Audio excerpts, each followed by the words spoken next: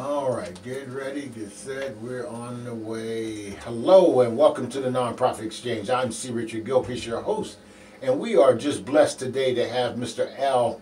And Al, say your last name. Mina. Mina. Al Mina is with us, and Al is a world traveler. This young man has been all over the world doing a number of things in the nonprofit arena. And I brought him on the show today to talk about what he's doing in the economic development within the nonprofit community. Al, welcome to the show. Thanks, Richard. Hello, everyone. Thanks for having me. I really appreciate the time that you provided so that I can share with your audience a little bit about my activity, pretty much all over the world in terms of capacity building and economic development. So back in 2012, I completed my book. It's titled Faceconomics, which is the utilization of the social media platform in order to advance economic development worldwide. Let me stop you right there and make sure people get that, because I want you to go Google that word. It's called FACE. Spell it for them. Faceconomics is spelled F-A-C-E-C-O-N-O-M-I-C-S. FACE economics. Right. All right. So now, FACE economics in the form of social media. Yeah, it's a fairly new concept, and it's never been done ever in human history, and therefore we're exploring the resources that the social media platform provides, not just in the business aspect of development, but also in capacity building for nonprofit organizations. Initially, when I got involved in economic development, I was fortunate enough to represent our country in Romania as a U.S. Peace Corps volunteer. And a lot of my engagement back then was helping NGOs and organizations within Eastern Europe to help them build capacity. So I would advise and consult with decision makers on developing their format in terms of sustainability, management, of their finances, and engaging donors and sponsors.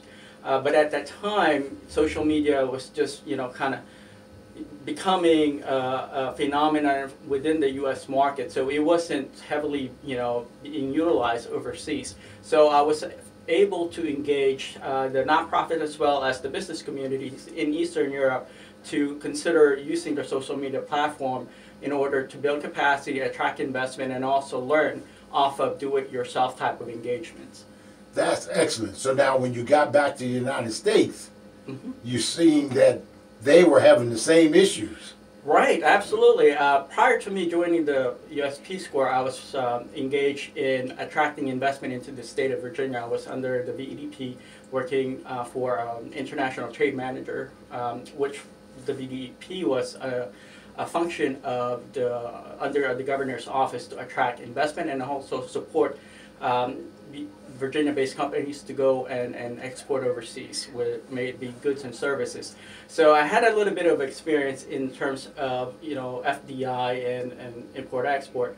So when I got back to the U.S., I ended up working for the World Bank Group, and I decided that there are pockets within the U.S. communities that are still underdeveloped, and I wanted to come back here and utilize my experience that I've gained overseas in capacity building and in economic development to support our country's initiative in developing capacity within the underserved communities as well as NGO sectors and emerging markets within our country, because we are a country that is developed, but we also have pockets within our communities that are developing, emerging communities that need help in terms of attracting investment, job creation, capacity building, and education.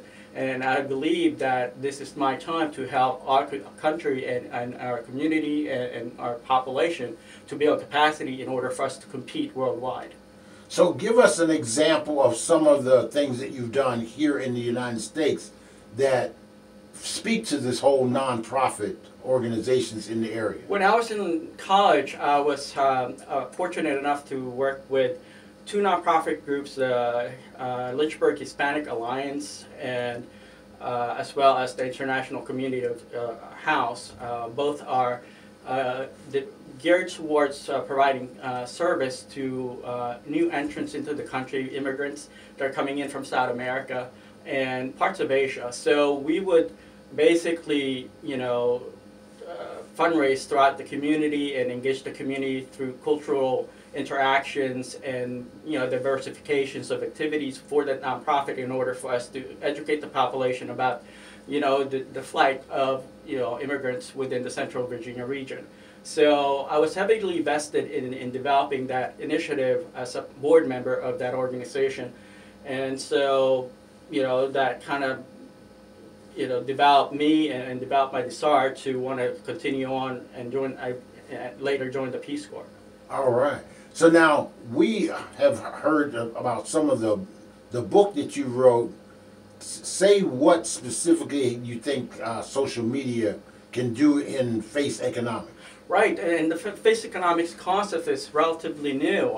When I started writing the book, I was still in college back then. To be honest, I was the founder and president of the International Business Council at Liberty University, and predominantly of what I would use my social media platform for is basically recruit members to join my club. But at that time, social media was heavily vested in terms of just socializing. It was a platform for younger folks to get to know other people and interact with them to that medium. But I was utilizing my social media platform in order to engage the campus community to want to learn about international trade, economic development, foreign direct investment. I was, pretty boring when I was in college. That doesn't sound boring to me. That sounds like the beginning of Facebook. Right, and the state got a hold of me because the local newspaper wrote about me, and they said, okay, we would like to bring you in as an intern for the VEDP Virginia Economic Development Partnership. So I was, working under an international trade manager, and that kind of, later evolved into what face economics as we know it today, which is the use of the social media platform to engage in a much more fruitful endeavor in terms of capacity building, economic development, and developing an opportunity for the less fortunate within any society that is utilizing it, because there's a way for them to share their ideas and also engage in capacity building themselves. They can learn on the spot via either YouTube or whatever medium, social media they use to build capacity. So I think this is the time for anyone, not just in developed countries, but developing countries, to take advantage of this really, really neat medium, and it's just one of it's a platform that's never been utilized ever, in human history. So those people who are running nonprofit organizations out there, like who's going to try to help stop domestic violence, those people who are interested in doing something with the homeless, those folks are interested in developing their community. Social media has some place in what you're doing in terms of how you're reaching people, how you're building, getting staff folks to actually start to work with you, and how to raise money to do the things that you're doing. And here's a book that's already written that says, here's a method of how you do that. Now, you've written a couple other books. Talk about this one that caught my attention, right? And that was this one with the barbecue sauce. Now, talk about that one. And the tenets and the concept behind barbecue markets is fairly robust. I started doing a research on how economic engines throughout Europe and the U.S. is being used in terms of meeting their objectives. May it be the activity of a regular chamber of commerce, regional or national chamber of commerce, or economic development institutions that are trying to attract foreign direct investment. And throughout the years, the 3-year time that I was engaged in this market research, I started cold calling various institutions throughout Europe. I've contacted over 28 countries in the European Union and 7 countries outside of the European Union, and then all 50 states in our country. I've contacted various regional economic development as well as governor institutions that are heavily vested in economic development and attracting foreign direct investment from overseas, as well as their state chamber of commerce. And so upon getting all the resources and data that I wanted in order to create a platform and a convincing subject. After I completed that, I drafted the book Barbecue Markets, which is the secret economic sauce behind it is basically social media use. Oh, wow. The okay. reason being is because a lot of these institutions, predominantly of them, have never really utilized their social media, capacity up until maybe 10, 15 years ago, when, people are starting to kind of warm up to the use of the social media platform. But at that time, there were previous books that were written on, the nature of the social media platform, but there wasn't enough written about the development and economic development capacity involved that is associated through social media that people can utilize and go out there and introduce their business or learn how to develop a startup through do-it-yourself type of activity, or develop a skill altogether through social media. So there's a new segment in our economy now that is predominantly entrepreneur in spirit, but it also entrepreneurial in spirit, but it's predominantly driven by capacity building that is being through the utilization of social media. That's so interesting. And you're listening to the Nonprofit Exchange, and I'm your host, C. Richard Gilcrease. And basically, what our guest is talking about today is really how do we actually get nonprofit organizations out to the public so that they understand what you're doing, how you're doing it, and who you're doing it for. Social media is an answer to part of that dilemma of nonprofits not having, one, the money to raise to actually keep their organization going. Secondly, the number of people who are standing by helping you, and to look at what it is that we're trying to do in terms of longevity, in terms of what we're trying to do to help people. In other words, let's talk about these homeless people. If we were talking about homeless people in the next 10 years, how are we going to help homeless people? We could use social media as a method of, one, getting to the homeless people, and secondly, to sustain that activity that is to help homeless people. So I thought that was interesting. Now, the sauce you say that's in that book is what kind of sauce? The sauce would entail the social media, capacity building that is now being introduced into various markets. We have a market in America that could, take advantage of the social media platform if we know how to use it, if we educate our population on how to consistently, help it evolve. I think the nonprofit sector would be a target sector for social media capacity building, because predominantly of the social media environment are free. These are all generated by organizations that utilizes interaction through social interaction throughout the communities, that is predominantly underdeveloped or doesn't have a whole lot of funds in order for them to pay for marketing or website design or any form of business engagements that a nonprofit organization would need in order for them to attract funding. So the real issue is who's helping each of the nonprofit organizations to actually engage in social media. So that means if you're the person that wants to deliver the service at your nonprofit organization, you may not be the person to get on Facebook and actually set up a crowdfunding program on Facebook. You may need to go get a board member or go to a university and get a student who's actually majoring in that field to come out and do that for you.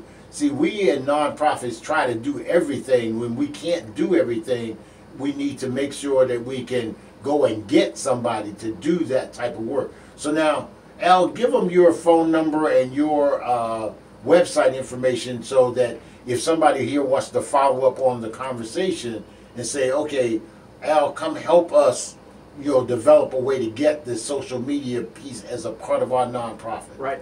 I think go ahead and give you my email address instead of my phone number, just because I don't always, necessarily pick up my phone if I don't recognize the number. But if you need to get a hold of me, the email address to use is info@pgcgroup.us. Again, is info at pgcgroup.us. And again, the name of the book is Face Economics, and it's spelled FACECONOMICS. And I'll be delighted to speak with you if you have any questions or suggestions in order for us to develop capacity and collaborate. So now, the rest of this program is going to be based around now Al's recommendations for nonprofits. Al, what are you recommending for nonprofits on what they should do to try to develop the capacity, number one, and two, what are your recommendations about the future of nonprofits in this area? I believe the nonprofit sector is an organization driven that heavily relies on educating the population on the services that they provide, and I think it's important that nonprofits throughout the country continue to develop material that could help facilitate that connection. And that's extremely important in developing a social media platform, because you have to constantly produce content and upload it onto your social media platform so that people can see that you're heavily vested in what you're doing, and also trying to reach out to people that might not necessarily be interested in what you're doing, because there's a unique dimension to social media. The social media platform is not just for your target audience. It also captures the attention of those people that have never been educated, regarding a specific objective or subject, topic, whatever. And I think that's something that is so unique about the social media platform. And I was just in Romania a few months ago, and one thing that I really noticed, that struck me as a very, very interesting observation was that people, elderly that are in their 70s on up to their 80s are now joining the social media platform because they want to get access to the world. They want to know what's going on around the world through social media.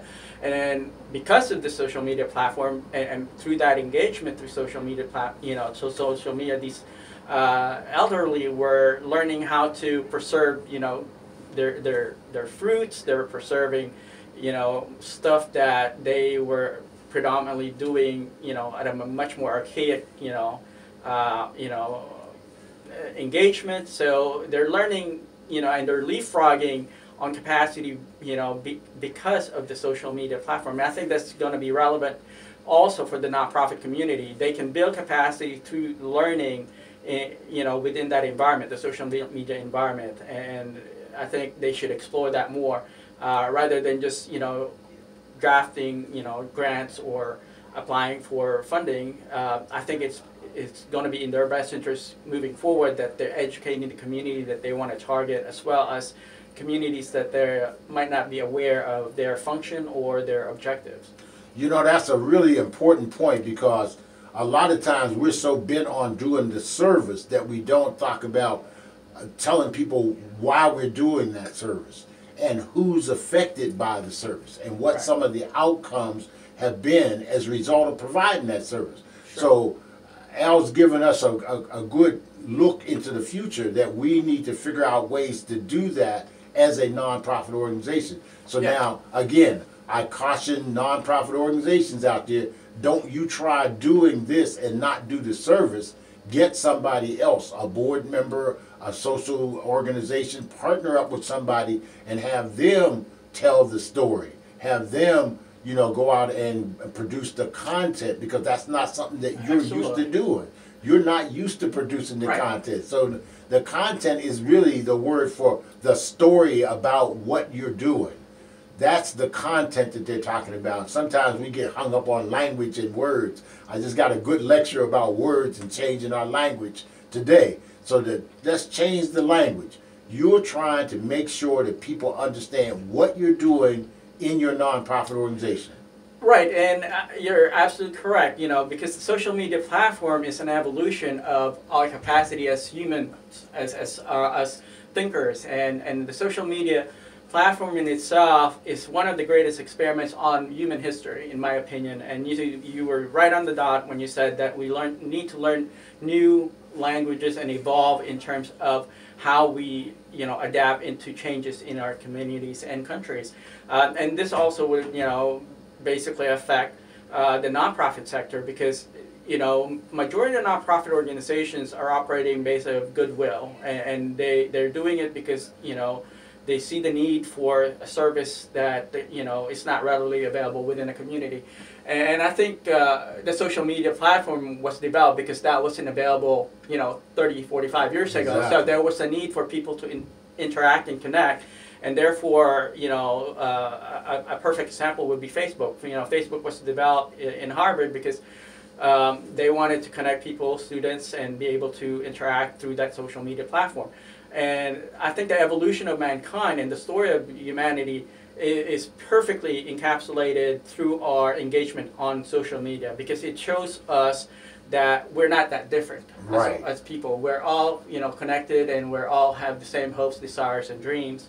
But that wasn't readily available, previously. And I think that this is one of the reasons why we have so much conflicts among people, among countries and organization and government. And recently I've just come across various government entities around the world using social media for public diplomacy. So this is something that we're now engaged in, and it's never happened in mankind. This is very, very new to us.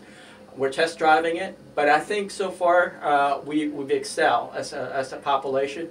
We're extremely excited and very optimistic as people. No matter what background you're from, we're optimistic about the capacity and the evolution of our story, our journey as humans, because of social media. Because at least now, there's a way for us to interpret our engagements, through what we learn about our friends, our neighbors, our brothers and sisters, that we've never learned about that previously. Just because we're on social media and they're a part of our social media platform, we learned that our uncle is interested in singing, and our aunts are interested in sewing shirts and linens, and so all these stuff have never been that readily available. There are people within their families that don't know that their brother is interested in doing this DJing thing, up until they saw it on social media.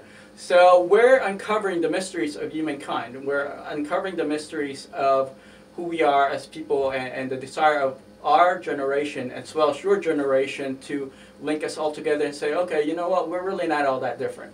And and the other big thing about that is we can look at the future and actually say we want this to happen in the future, and now have a way of actually monitoring how we get there. Absolutely. That is just important. If somebody told me right now, if there's an organization out there saying, okay, within the next 5 years I want to have a building, and somebody right now has a building available, that building could actually be there within less than 5 years, less than 5 minutes, because somebody now knows that this organization needs a building, and now they can take that building and actually give it to them under 501c3 laws, under the fact that they can make a donation to something like that and do it. Just because social media told them that that's available and that's what people wanted at the time. Absolutely.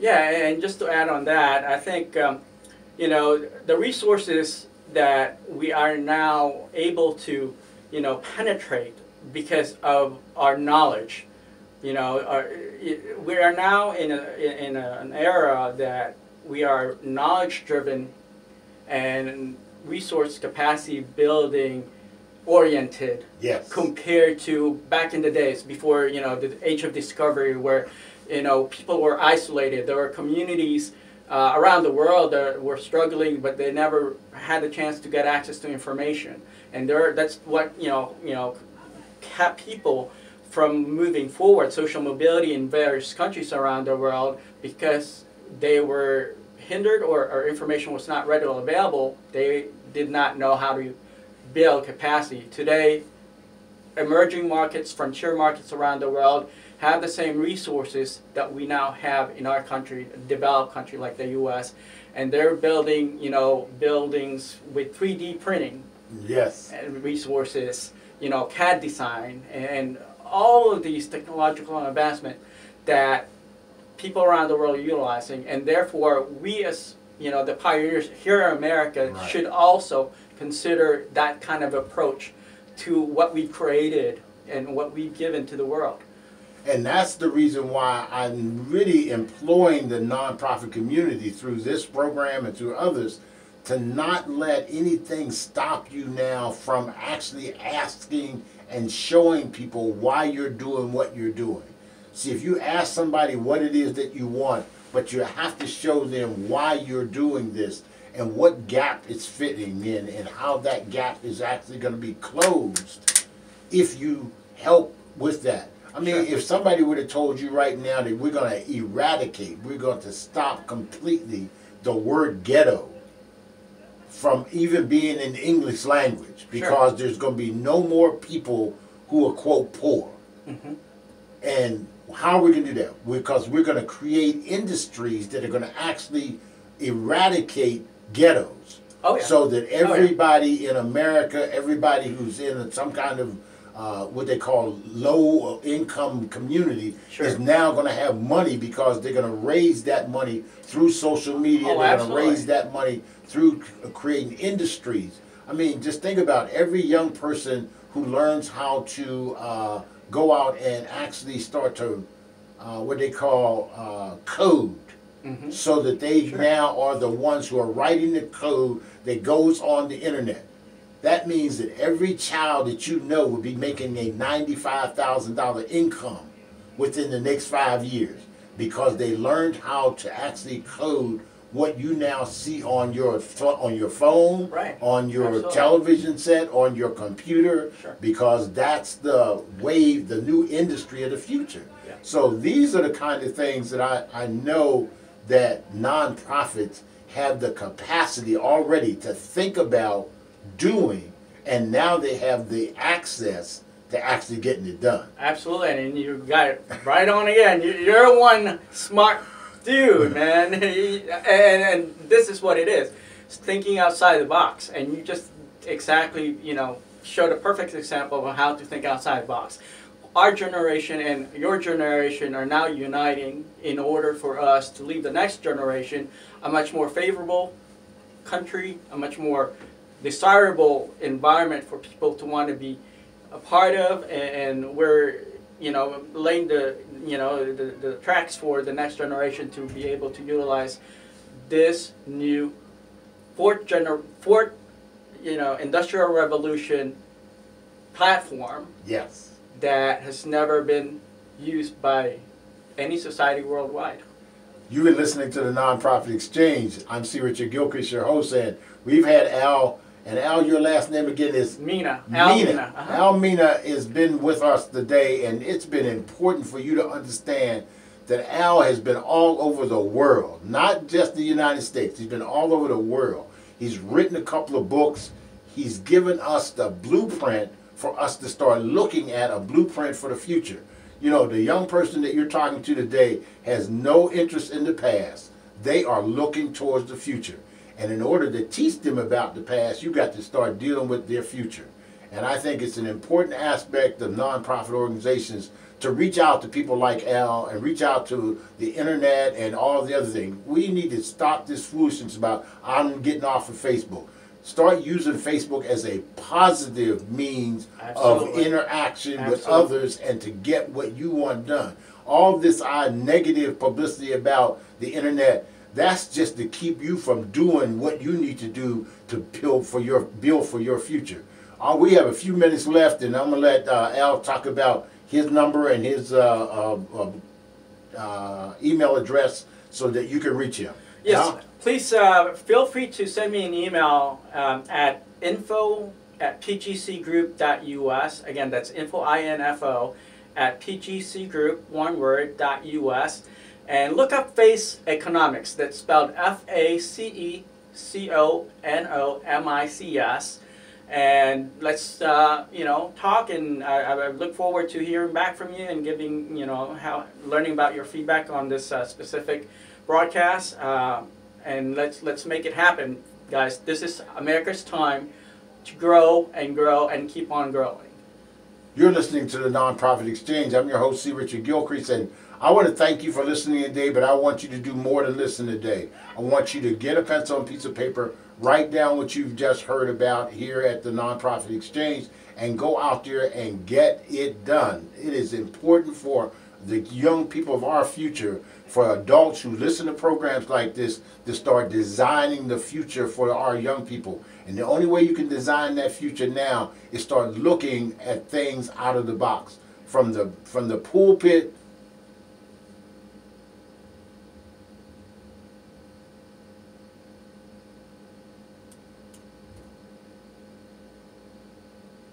we might be under 1 minute, but that's all right. Okay. He can handle that. He can put something onto that. All right. That was great. Well, yes, good. sir. Yes, Well, sir. thank you. You did very well. So now, Appreciate it. again, you're going to hear back from them. We're going to take these little videos and actually put them up there. Okay. And put them up. Get it out there. Sure. Give NSU the credit for